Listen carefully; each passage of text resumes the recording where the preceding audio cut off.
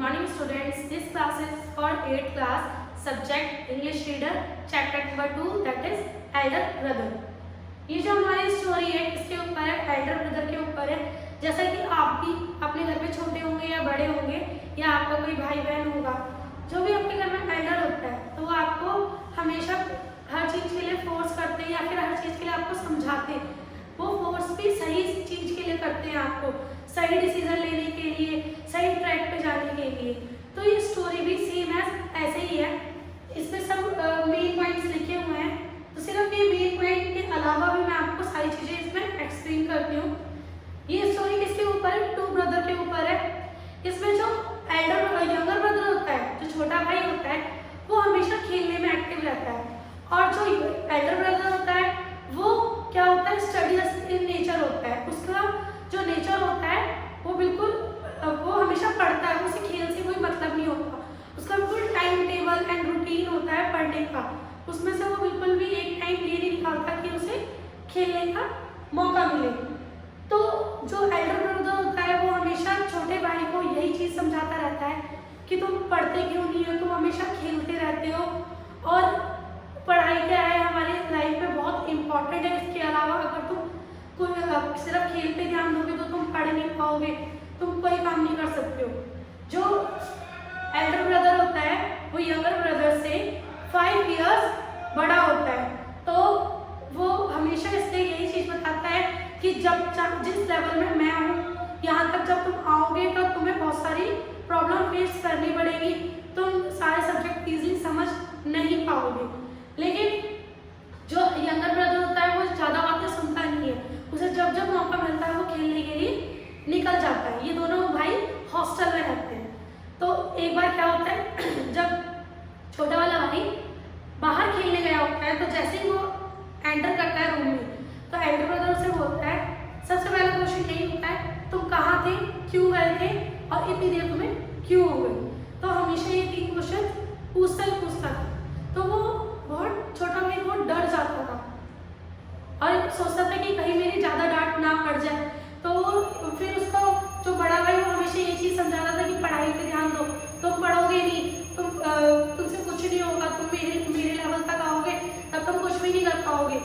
तो छोटा भाई क्या कहता है, नहीं, अब जो हाफ ईयरली एग्जाम आने वाले, whole yearly exam, final year exam उन्हें बोलते हैं, वो आने वाले हैं, मुझे पढ़ना पड़ेगा। लेकिन वो क्या करता है, पढ़ाई छोड़ के खेलता ही है। एक बड़ा भाई उसका टाइम टेबल बना देता है कि मॉर्निंग में 6 बजे उठना है तो आपको मैथ पढ़नी है, फिर 7 बजे से इंग्लिश होनी चाहिए, 8 बजे से हिंदी। तो उसका पूरा रूटीन बना देता है, उसमें खेलने का टाइम कहीं नहीं होता। तो ये सारी चीज़ें देख देख के जो यंगर ब्रदर होता है वो बहुत ज़्यादा टेंस हो जाता है, बहुत परेशान सा हो जाता है। कहता है मैं बिल्कुल भी अगर खेलूंगा नहीं तो क्या करूँगा, मैं सिर्फ पढ़ाई करूँगा, इतनी पढ़ाई कैसे कर पाऊँगा मैं। तो दोनों भाई का जो नेचर होता है बहुत ज़्यादा ही डिफरेंट होता है।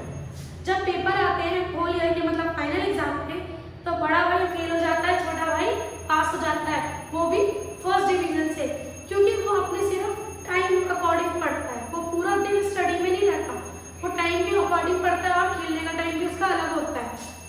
तो थोड़ा सा उसमें ईगो आ जाता है कि मैं अपने भाई से मतलब सिर्फ 2 क्लास पीछे रह गया हूँ। पहले वो 3 क्लास पीछे होता है, छोटा होता है इसलिए, फिर वो सिर्फ 2 क्लास पीछे रह जाता है। फिर धीरे धीरे जब दोबारा से एग्जाम होते हैं तो फिर दोबारा से ये क्या होता है, बड़ा भाई फेल हो जाता है, छोटा भाई फिर पास हो जाता है, वो भी फर्स्ट डिवीजन से। तो उसमें और ज़्यादा ईगो आ जाता है। वो कहता है कि अब तो मैं 1 क्लास पीछे हूँ सिर्फ, और अगर मैं उनके साथ ही आ गया तो वो मेरे को बिल्कुल भी डांट नहीं सकते, अब तो उनको कोई राइट नहीं है मुझे डांटने का। तो वो बिल्कुल खेलने में ही मस्त रहता है, खेलता ही रहता है और कोई काम नहीं होता उसके पास। तो उसका जो बड़ा भाई होता है वो ये चीज़ समझाता है उसे कि तुम अभी पढ़ रहे हो, ठीक है, अभी भी तुम मेरे से 1 ग्रेड पीछे हो, चाहे तुम मेरे बराबर भी आ जाओ, लेकिन तुम एज में तो मेरे से फिर भी छोटे हो, तुम छोटे अभी तक छोटे हो, तुम्हें इतना एक्सपीरियंस नहीं है जितना एक्सपीरियंस मुझे है। तो ये सारी चीज़ें उसे बहुत इरिटेट करती है यंगर ब्रदर को, छोटे भाई को। कहता है कि वो हमेशा मुझे डांटते रहते हैं। एक दिन क्या होता है, जो छोटा वाला भाई होता है पतंग उड़ा रहा होता है, अचानक से एक पतंग कटती है और वो उसके पीछे भाग रहा होता है, और उसके पीछे बहुत से ऐसे बच्चे भाग रहे होते हैं पतंग के पीछे। जिनके कपड़े बहुत डर्टी से होते हैं, फटे से हो रहे होते हैं, मतलब वो बच्चे पढ़ते लिखते नहीं, सिर्फ खेलते हैं। तो अचानक से क्या होता है, बीच में उसका भाई आ जाता है बड़ा वाला, और अपने छोटे भाई को रोक लेता है और उसे कहता है कि सिर्फ तुम 1 रुपए की पतंग के लिए उसके पीछे भागते हुए जा रहे हो, तुम्हें ये भी नहीं दिख रहा कि तुम्हारे साथ कितने लड़के भाग रहे हैं और तुम्हें अगर चोट लग गई तो क्या करोगे। तो ये सारी चीज़ें उसे थोड़ी सी वो लगती है कि हाँ उसका भाई उसकी केयरिंग करता है। तो उसका भाई फिर उसे सारी चीज़ें समझाता है कि चाहे तुम मेरे से 1 क्लास पीछे हो, अगर मेरी अगर तबीयत कभी खराब होती है तो तुम टेलीग्राम घर पे लिखोगे, पापा वहाँ से कुछ नहीं कर सकते, हमारे वादा जो करना है तुम्हें ही करना है। उन्हें वहाँ पे और टेंशन बढ़ जाएगी। हमारे मम्मी पापा होते हैं वो इतने पढ़े लिखे नहीं होते, लेकिन उन्हें इतना एक्सपीरियंस और इतनी नॉलेज होती है जितनी अगर हम एमएड और पीएचडी वगैरह भी कर लेंगे ना तो भी हम नहीं ले पाएंगे। तो यही चीज़ सारी चीज़ें समझाता है।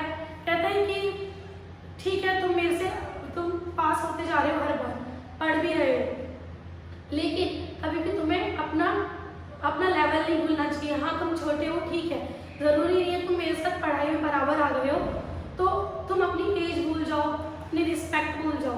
तुम्हें हमेशा ये सारी चीज़ें याद रखनी चाहिए। तो ये सारी चीज़ें जो छोटा भाई होता है उसे बहुत फील होता है कि मेरा बड़ा भाई सिर्फ मुझे स्कॉल्ड नहीं करता, मतलब मुझे डांटता नहीं है, मुझसे बहुत ज़्यादा मेरी बहुत केयर भी करता है।